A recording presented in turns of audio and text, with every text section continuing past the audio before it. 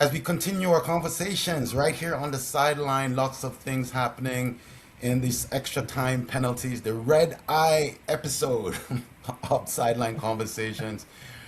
Joined by my good friends again, JC Partida, Aarij Wasti from Canada, and we still have our friend from Jordan, Rahaf, still joining us. But earlier today, we had a little deep dive in what's happening in the United States, preparations, logistics, infrastructure, the mood.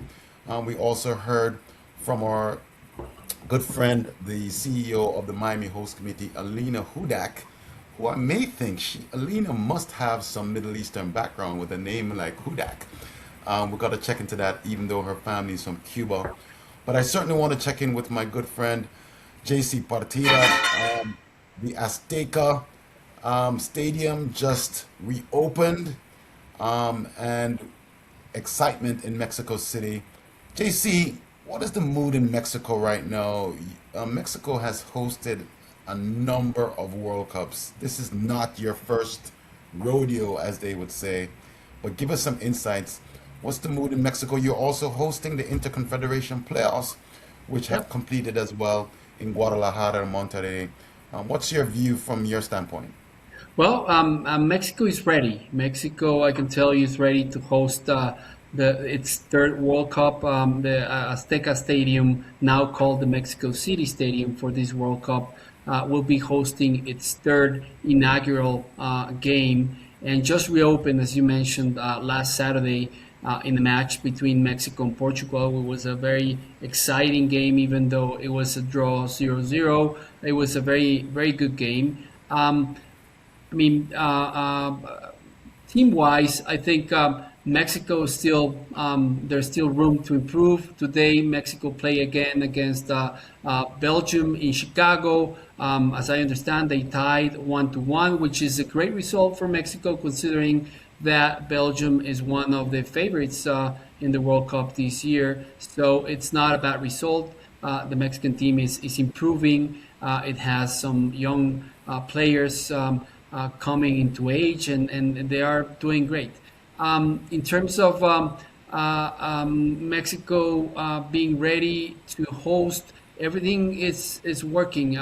We have some delays, I guess, in the infrastructure, such as getting Mexico City's airport, which is the main hub in Mexico.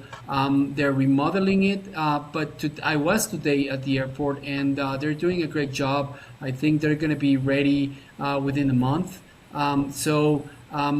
Everything is it's kind of as we Mexicans say, to the last minute, but it will work. We'll have a great World Cup. The avenues, the streets to get to the Mexico City Stadium are almost ready.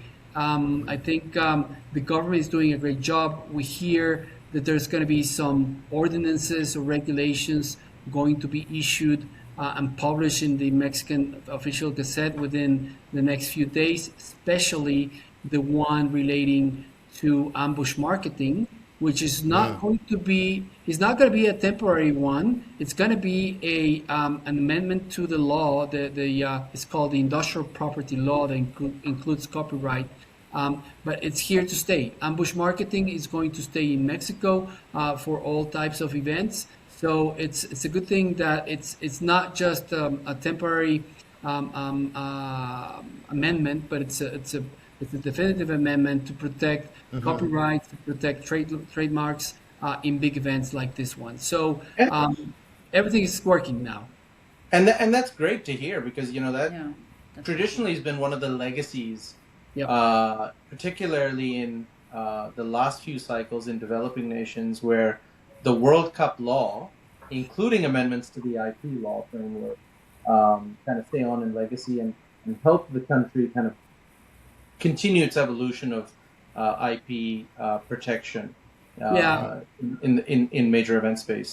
And it's overall. I mean, Mexico it has not been traditionally good at protecting trademarks. There's a lot of piracy going on outside stadiums, outside venues, concerts, everything. And I think these amendments will be something that will stay and will be good for Mexico. So Does and anything that, yeah, go ahead. does anything feel different this time around? JC, you've been Yeah. in Mexico in prior World Cups. What's different about this one? Well, it's there's certainly an excitement. The one I was present was not the 1971. I was not born yet, but the 1986. I mean, the thing that feels different is that in every single city, big city back then, we had games. It was a World Cup only for Mexico. This time around, people is excited to see the games in Mexico. Mexico's gonna play it's three groups games in Mexico, two in Mexico City, one in Guadalajara. But still, the Mexican people would have liked to have more games. We have very few games in Mexico, and as you know, Mexico lives for soccer, and it's just different that we're not going to be able to see more matches. But other than that, people is very excited to be here in Mexico City, in Guadalajara, Monterrey, be around the big teams such as Uruguay, Spain, coming to Mexico, obviously South Korea. Now the Czech Republic is going to be the fourth team in Mexico's group. It's not going to be an easy team. South Africa, of course, the first game. So it's excitement, but it's not as big as an excitement as in 1986 when all games were played in Mexico. JC, don't give up yet. Don't give Oh up no, yet. no, not yet. Iran, and we won't get into that discussion now, but Iran is still insisting that they want to move their games to Mexico. We heard today from Capo Verde, they are keen to play in Mexico. A lot of people want to come to Mexico, so I think if we open this up to a vote, no offense. It depends on where you got your A lot news, of people though. want to head to Mexico. I have a question for you as well, JC, but before we come to that, Rahaf, the 48th team in the World Cup is now officially Iraq. They Nice. beat Bolivia 2-1. Wow. Your reaction from Jordan? I mean, honestly, we are. I am personally very happy for Iraq, for every single Arab country who has made it to the World Cup this year, with everything happening on our side of the world. I think I'm having goosebumps, when you said that, honestly. Me too. It's amazing. It's amazing. Especially for Iraq. I mean, after everything that happened in that country, all the difficulties, them not being able to play on their home ground for so long, there's a lot of history within Iraq, specifically for football. So, and actually, the first official international match for Iraq, I'm not sure which year that was. That was the year that the ban was lifted, was actually against Jordan. We have very close ties with Iraq. We always play them on the AFC competition level. There's a lot of rivalry between the two teams. But for us as people, at the end of the day, we're one nation. All Arabs will cheer each other. Jordanians will be cheering Iraq. Saudis will be cheering Jordanians. I think everyone will come together to cheer the Arab teams. So congratulations to them. And we can't wait to see all the Arab countries performing. Oh yeah. What's the real true meaning of the impact of this qualification, the last of the 48 teams, and just geopolitically and the reality of what's happening now? Do you guys think it will have an impact on things generally, the mood, the relationships between the countries? Rahaf, what's your sense of that? I think things originally changed when Qatar hosted the World Cup back in 2022. That truly changed the way that the world perceives the Arab countries. And that actually proved that the Arab countries can actually host events such as any other country in the world. They hosted a beautiful World Cup, and Aarij and I were there working on it, so we saw it hands-on. But if you look at the rest of the world and the media and how they are looking at the Arab countries, I think it's a bit unfair how we're being judged due to political reasons. At the end of the day, we're people who want to live our lives and achieve something and present our countries in the best way. So hopefully, this World Cup will be a chance to actually show our heritage, our countries, and how welcoming we are. Arabs are very known for their hospitality. Hopefully, we'll be able to reflect that during the World Cup. Yeah. Well, Aarij, we have 10 African countries in the World Cup this year. How many Arab countries do we have, Aarij, or resident archivist? Yeah, I was, in fact, just tallying them up. I think we might be close to the 10 number now. Yeah. Yeah. I think we're there. One, Yeah. three. Yep. Qatar, Morocco, Turkey, Tunisia, Egypt, Saudi, Iraq, Algeria, Jordan, and extended region Iran. 10 countries. 10 countries. There you go. Very historic. I think this expanded format does give us some very interesting, delicious dynamics, Yeah. global dynamics for But sure. Marlon, like we talked about this too in terms of just the cultural exchange, right?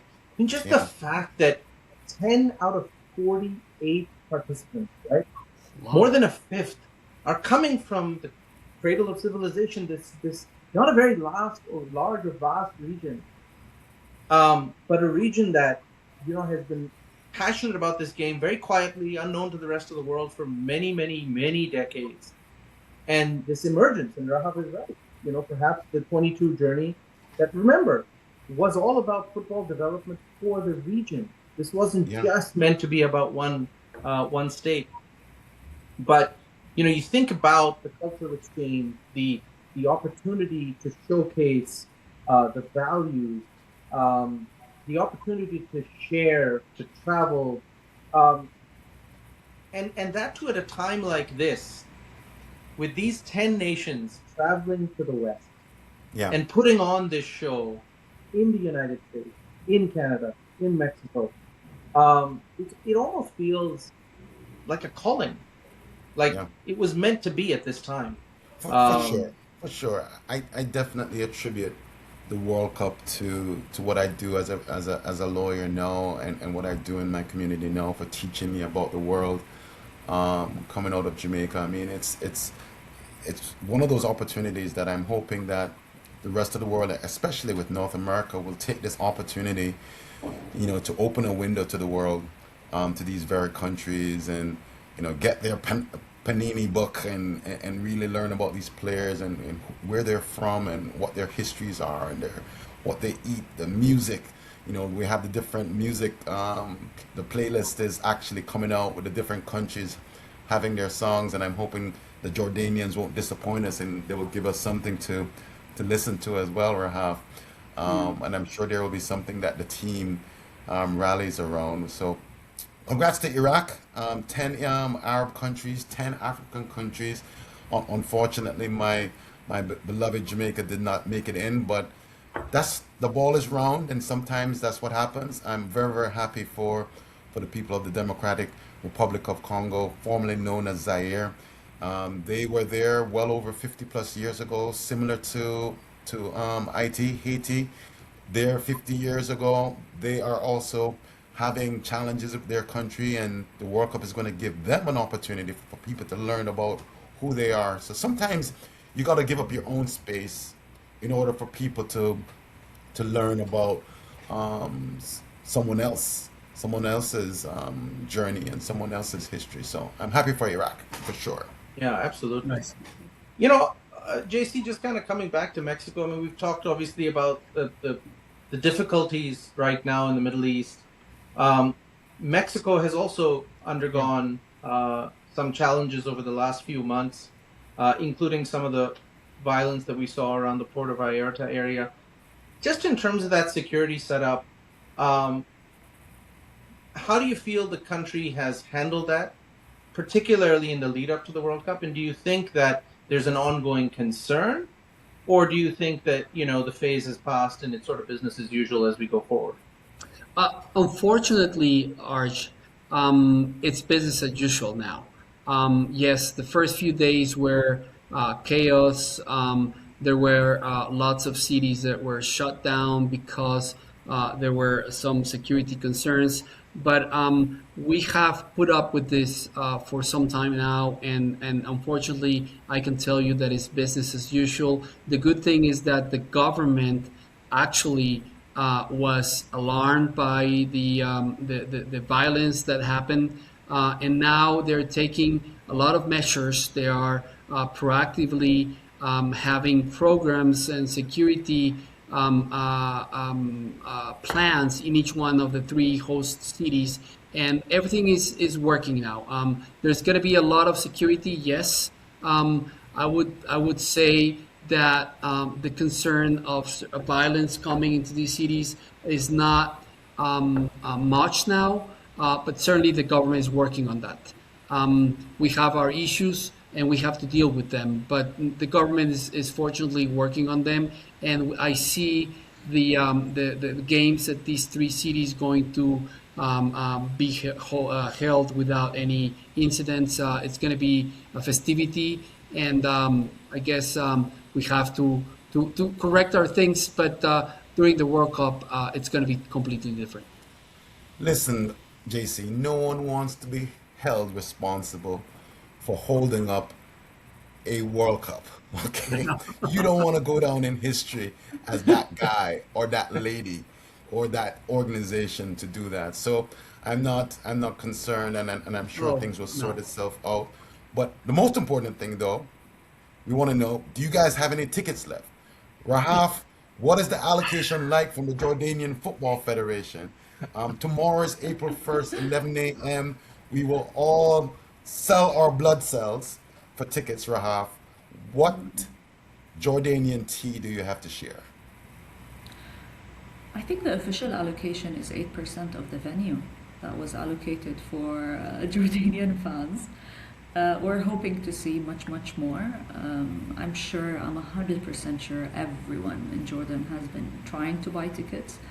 I'm sure it's the same across the world. Oh yeah. We're hoping to see more Jordanians in the stadiums that we're playing in, and hopefully we'll have a good amount of Jordanians in the venues. But I know for a fact that tickets is an issue for everyone everywhere. So Equal So Rahab, opportunity just so playing. you know, Marlon, we did a DNA test, and Marlon is actually 1/12 Jordanian. Yep. So, so if that counts for anything, feel free to welcome him as part of that ticket allocation. Yeah. He will wear the thobe and the keffiyeh very proudly. I I'm have gonna proof. I run. have I'm proof. gonna run my DNA test tomorrow. all right. Well, I mean, Aarij, listen, just share the results. We'll take it from there. Yeah. I hope I do have hundreds of tickets to give to Yeah. I everyone. have proof. I have JC proof. just keeps running his DNA test. He's already Yeah. half Uzbek and he's half Jordanian. So I don't Yeah, yeah. know what percentage is left for you to be Jordanian, JC. Oh well, I don't I'm know, but looking at Bosnia. I'm looking at Bosnia Herzegovina now. I don't know. Still looking for something. but listen, Maple, how is this ticket thing going to work? Starting tomorrow at 11 a.m. Break it down for us. Yeah. Yeah, look, I think this is kind of what most fans, I think, have been waiting for, right? Because this is the fine, I don't want to call it final, but it's sort of the first come, first served part of the process. Previously, we'd looked at the lotteries. We've seen unprecedented demand. The three of us, by way of a small sample size, obviously hadn't had any luck in that process. And so I think, this is where open to fans across the globe, no restrictions, aside from obviously how many tickets you already have in your account. But, this is the opportunity to log in on time. Hopefully your Wi-Fi cooperates, you don't get kicked out. And, if you're lucky, there are still some tickets available for your host cities of choice. Now, that's not to say this is the final opportunity, because you've got the FIFA resale portal that will continue live throughout the tournament. And, Rahaf, I'm sure this is your experience as well. the supply and the demand of these things continues to fluctuate throughout a tournament, particularly as you get closer to the knockouts, right? You get a surprise. I mean, tonight we had a number of surprises. You may have certain assumptions in terms of the 1, 2, 3 finish where teams are playing. Tickets are invariably released for different reasons, even through the official portal. And of course, different to Qatar, this time around, you've got the secondary sales platforms that are legal. Although, I'm sure you saw the update, Marlon, the Premier of Ontario has announced tabling of a bill that will make it illegal for any company or person to resell a sporting ticket, including for the World Cup, at a profit. At a what? At a profit. Wow. That's. I don't know if that bill is going to pass. Well, I mean, there's a few questions there, right? Does it pass? Does it pass on time? But I think at a minimum, right, what it's sending is a very clear message that we've heard the fans loud and clear that costs are prohibitive in this event, just ticketing alone for local fans, even before you get into travel. And we've heard from a number of our overseas guests that, when you add that logistical travel element into it, even before you get into the cost of fuel as it rises, it's already difficult. So, I think what the government's trying to really do is gently, but not so gently, remind people that, hey, by the way, this great idea that you have for your summer business, not such a good idea after all. At the end of the day, don't make this into, I want to make money at the expense. Now, I'll give you an example. Somebody tweeted a couple of hours ago. Somebody was selling a ticket, Cat 1 ticket, for the opening match in Toronto for $64,000 on StubHub, right?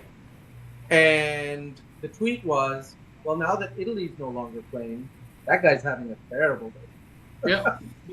He was probably trying to sell that ticket on the assumption that it was going to be in Italy opening. And of course, with a massive Italian-Canadian population, the demand would have been astronomical. So, I think and I, again, like with the Mexican change in IP, this is meant to be a change in legacy. This is not just a World Cup one-off legislative change. So I think, it's a little bit late in the game, but they're trying to get the message out at a minimum. Well, listen, the whole tickets, JC and I are going to wait for these prices to stabilize, and we'll get into the stadium some way, somehow. But before we... Well, you found your way, right? DNA testing. Rahaf has the tickets. You have the DNA test. Settled. We just need the proof. Yeah. Before we wind down this red-eye version and we talk about the final results and the final 48, I definitely want to touch on an issue that we've raised in previous episodes with instability, political conflict, or other issues that are external forces that are impacting the production of this global event. Many contracts, Aarij, talk about force majeure provisions. What are we thinking, guys, in terms of the impact, or should we be dusting off the contracts, take a close look at those force majeure contracts provisions in the master sponsor relationship agreements, or the production agreements, or the venue agreements, or the host city agreements that have these provisions?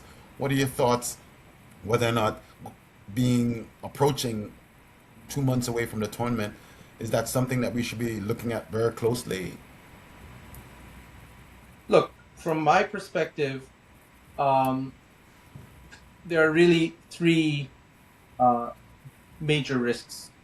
And again, I'm looking at this from the perspective of businesses that are either sponsoring or planning commercial activity around this tournament, but also, looking at this from a fan perspective, just simply given the amount of resources, financial and otherwise, that are needed to travel. I think one is this question of, does Iran play, and if it plays, where does it play? Having talked to FIFA without getting into details, effectively, the internal view is that the advice is we've got bad options, we've got worse options, and we've got the worst option. Yeah. And I understand that the president was in Turkey today at Iran's friendly, and did announce that Iran would be playing as per the schedule. But things are changing on the ground very quickly, as Rahaf can attest to, and so I think that is one significant change. Because what does that mean, right? You can imagine that if you are a sponsor for the Iranian team and you've planned activations in LA, or you are a business in the downtown LA area where you're assuming, particularly given the Persian diaspora in Southern California, that these matches will take place. There is some uncertainty, and I think most businesses would be well served to kind of to answer your question, look at their contracts and kind of see whether there are any remedies in light of match scheduling change. That's risk number one. Risk number two that I think impacts everybody, but really the fans more, is the cost of fuel, the rising cost of travel. Right. And where are we heading? I don't know where we are today, but if gas continues to kind of hover between 100 and 120 a barrel, yeah, maybe that's already priced in. But Marlon, if we go to 150, 180, God forbid 200, do airlines start shutting down? I mean, in Asia, in countries like Pakistan and Bangladesh and the Philippines, there are already reports of airlines being told, local airlines, don't refuel at home because it's too expensive and there's not enough fuel. You need to bring enough fuel to be able to fly out again. It just, logistically, things that you haven't thought about before. So I think that's a secondary risk. And then the third risk, and none of us want to talk about that, right, is further escalation. And escalation to a point where the world as we know it kind of, function in a slightly different direction, and doesn't just affect these 10 participants that are regional participants. It starts to impact the world beyond. So that one is definitely the most. That one is definitely the most concerning. The long and short is, I think any business should prepare itself for all eventualities, simply because that is good business. I tend to agree with what you said earlier this evening, that hopefully sanity prevails, and it prevails soon. But at a minimum, like we've seen in previous eras of war, that for the World Cup and for the Olympics, everybody just takes a pause. They allow an event like this, given the uniqueness of the celebration, to happen, even if it's in a somewhat of a muted contextual setting, and hopefully try to use that opportunity to resolve disputes. So fingers crossed that things will stay as is. Obviously, the assumption is the World Cup is happening. Nobody has announced into the schedule. But I think just in terms of good business practice, very, very important to speak to in-house counsel, to external lawyers, to advisors, and really just start to get a sense of, okay, if A or B or C happens, how do we react? Yeah. Well, listen, Ramadan has passed, and hopefully the Passover and Easter season will prevail with cooler heads and allow us to get past this chapter in our global history, and allow us to get back to some stability and some love for football and a World Cup, right? It's no one wants to go into a World Cup with conflict like this, but for our businesses and even for our fans, make sure travel insurance. Take a look at your umbrella insurance policy, and make sure that you protect the investments that you make to come and to celebrate this tournament. Listen, guys, we are wrapping up this red eye, and lady, thank you for joining us. We're wrapping up this red eye version of the Sideline Conversation. But before we go, we have to get your impressions of the final six who made it through the UEFA playoffs and the Interconfederation playoffs. Rahaf, I'm sure you are following the playoffs over this international break the last few days. Any surprises now knowing the final 48? I think it's going to be an interesting one. The qualifiers throughout were very interesting. I think Italy not qualifying for the third time is a bit surprising. They were going into the match with the full force, hoping that they would qualify, and they didn't. And I think that's a bit of a surprise. Um, it's going to be an interesting one. A lot of countries are appearing for the first time, so I mean, I'm hoping the World Cup will be as interesting as the last couple of days within the qualifiers and friendlies that happened. Honestly, it's been very interesting. Yep. Yeah. JC, what about No, you? I do agree with Rahaf. I hope that the World Cup is full of surprises as well. Of course, the biggest surprise of the qualifiers today was Italy not making it to the World Cup, and on the other side, I think Bosnia is going to be one of the black horses. I think it's going to be a tough team in terms of Mexico playing the Czech Republic. It's not the first time. I think it happened in Chile. So we need to be ready to play against Czech Republic. It's not an easy team. But I'm sure there's going to be a lot of surprises in the World Cup. We're going to see a lot of upsets, and we have to be ready. It's going to be very, very exciting. Yeah. Aarij, you are the winner of the the taco Oh, yeah. standings. True. The taco standings. You owe us dinner. Your choices were on point. How you feeling about yourself right now?